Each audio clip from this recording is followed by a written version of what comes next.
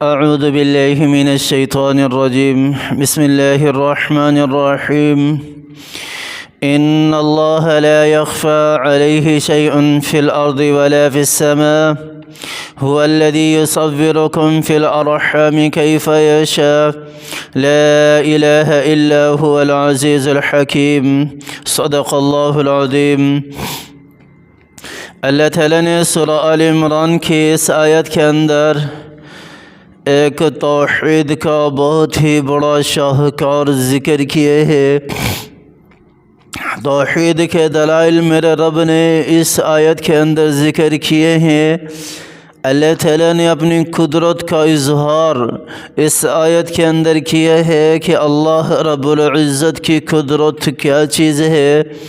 میرے رب کا جو ایک مقام، ایک مرتبہ، اور میرے رب جو عالی شان والے ہیں، عظمت والے ہیں، میرے رب کی عظمت اس آیت کے اندر جھلکتی ہے۔ میرے اللہ نے کیا ارشاد فرمایا؟ ان اللہ لا یخفی علیہ شیء فی الارض ولا فی السماء۔ میرے رب نے کہا کہ اللہ تعالیٰ کی ذات وہ ہستی ہے کہ آسمان اور زمین کے اندر کوئی بھی چیز ہو، کہیں پر بھی ہو، اللہ تعالیٰ سے وہ مخفی نہیں ہے۔ اللہ تعالیٰ کی ذات سے وہ چھپی ہوئی نہیں ہے، اللہ تعالیٰ کے سامنے ہے۔ اللہ تعالیٰ اس سے واقف ہے، اللہ تعالیٰ اسے دیکھ رہے ہیں، اللہ تعالیٰ اسے سن بھی رہے ہیں، اللہ تعالیٰ اس کے دل کے احوال کو بھی جانتے ہیں۔ اس کے دل کے اندر جو وسوسے اور خیالات پیدا ہو رہے ہیں، اللہ تعالیٰ ان کو بھی جانتے ہیں۔ اس کے سینے کے اندر جو چیزیں ہیں، اللہ تعالیٰ اس سے بھی واقف ہے، اس سے بھی واقف ہے۔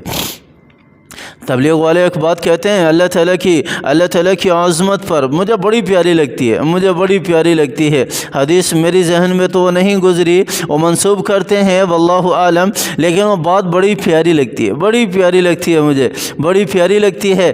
کیا فرماتے ہیں؟ وہ کہتے ہیں کہ اندھیری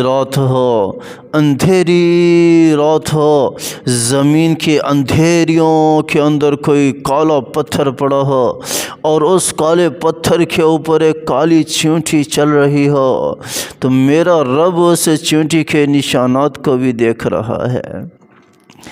میرا اللہ اس چیونٹی کے نشانات کو بھی دیکھ رہا ہے۔ اللہ تعالیٰ کی ذات ہر چیز سے واقف ہے۔ وہی پیدا کرنے والی ہے، وہی بنانے والی ہے، وہی معبود ہے، وہی خالق ہے، وہی رازق ہے، وہی متکبر ہے، وہی جبار ہے، وہی حکیم ہے۔ یہ میرے رب کی حکمتیں ہیں، اللہ تعالیٰ نے اتنی مخلوقات کو پیدا کر دیا۔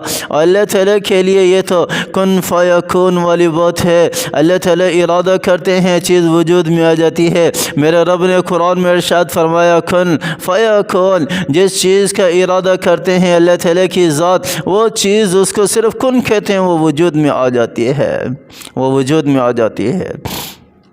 تو میرے رب کی اس آیت کے اندر اللہ تعالیٰ نے اپنی توحید کو ذکر کیا، وحدانیت کو ذکر کیا۔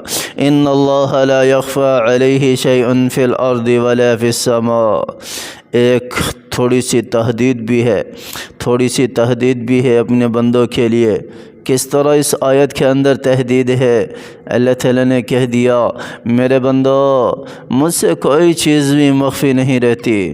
دنیا کے اندر زندگی گزارنی ہے، گزار لو، میری مرضی کے مطابق گزارو گے تب بھی گزر جائے گی، اپنی مرضی کے مطابق گزارو گے تب بھی گزر جائے گی۔ یہ وقت کسی کا انتظار نہیں کرتا، یہ گھڑیاں کسی کا انتظار نہیں کرتی، اس زندگی نے گزر جانا ہے۔ اور تو دنیا کے اوپر رہ کر میری جتنی بھی نافرمانیاں کر رہا ہے نا، میں اس سے واقف ہوں، میں اس سے باخبر ہوں، میں اسے دیکھ رہا ہوں۔ تو مال کے اندر ملاوٹ کر کے بیچتا ہے نا، اور بیچنے والے تو بھی مسلمان ہے، اور جس کو بیچ رہا ہے وہ بھی مسلمان ہے، اور مسلمان کا ہی خون پی رہا ہے، مسلمان کو ہی دھوکہ دے رہا ہے، مسلمان کے ساتھ ہی فراڈ کر رہا ہے، چیزیں بیچتا ہے، ملاوٹ کر کے بیچتا ہے، دھوکہ دیتا ہے سامنے والے کو۔ میرا رب کہہ رہا ہے کر لے تو نے جو کرنا ہے۔ ان اللہ لا یخفی علیہ شیء فی الارض ولا فی السماء، اللہ تعالیٰ کی ذات سے کوئی چیز مخفی نہیں ہے، اللہ سب کچھ دیکھ رہا ہے، میرا رب سب کچھ دیکھ رہا ہے۔ والذی یصورکم فی الارحام، تو اللہ کی نافرمانیاں کر رہا ہے، تو اپنے رب کی نافرمانیاں کر رہا ہے، اور تیرے چہرے کو تیری ماں کے پیٹ کے اندر تیرے رب نے بنایا۔ والذی یصورکم فی الارحام کیف یشاء، جس طرح اس نے چاہا اس طرح بنایا، اور کتنا خوبصورت چہرہ بنایا ہے میرے رب نے، اور کتنی پیاری آنکھیں اللہ نے دی ہیں، اور ان آنکھوں سے کیا کچھ دیکھتے ہیں، اور کتنے پیارے کان دیے، ان کانوں کے ذریعے سے آواز سنتے ہیں، اور کتنی پیاری زبان دی، اس زبان کے ذریعے سے الفاظ نکلتے ہیں، اللہ کی بڑائی کے بھی الفاظ نکلتے ہیں، اللہ کی کبریائی کے بھی الفاظ نکلتے ہیں، اور نیک بنانے والے اور اخلاق پاکیزہ اخلاق والے الفاظ بھی نکلتے ہیں، اور گندے بدبودار الفاظ بھی اسی زبان سے نکلتے ہیں۔ والذی یصورکم فی الارحام کیف یشاء، اور اسی نے تجھے پیدا کیا، ماں کی پیٹ میں تیرا چہرہ بنایا۔ اللہ تعالیٰ نے سورہ انفطار کے اندر کیا ارشاد فرمایا، یا ایہا الانسان ما غرک بربک الکریم، اور کیا چیز ہے دنیا کی اور جس نے تجھے دھوکے میں رکھا ہوا ہے، تو نے اپنے رب کو بھلا دیا، تو نے اپنے اللہ کو بھلا دیا، تو نے اپنے اللہ کو بھلا دیا، تو اپنے رب کی طرف کیوں نہیں آتا، تو اپنے اللہ کی طرف کیوں نہیں آتا، تو اپنے مالک کی طرف کیوں نہیں آتا۔ اور گھر میں جانور بندھا ہوا ہو نا، گھر میں پاؤں رکھو تو وہ بھی بھاگ کر اپنے مالک کے پاؤں چومتا ہے، وہ بھی بھاگ کر اپنے مالک کے پاؤں چومتا ہے۔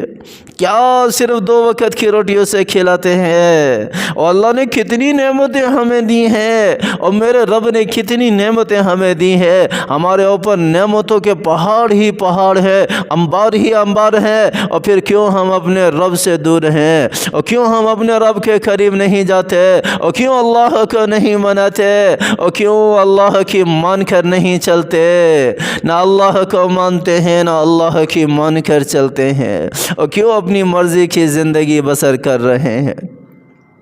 یا ایہا الانسان ما غرک بربک الکریم، اور کون سی چیز ہے جس نے تجھے تیرے رب سے دھوکے میں رکھا ہوا ہے، الذی خلقک فسواک، جس نے تجھے پیدا کیا، فسواک، برابر معتدل اعتدال کے ساتھ انصاف کے ساتھ پیدا کیا، فعدلک فی ای صورت ما شاء رکبک، بہترین صورت کے اندر، بہترین ڈھانچے کے اندر میرے رب نے تجھے پیدا کیا۔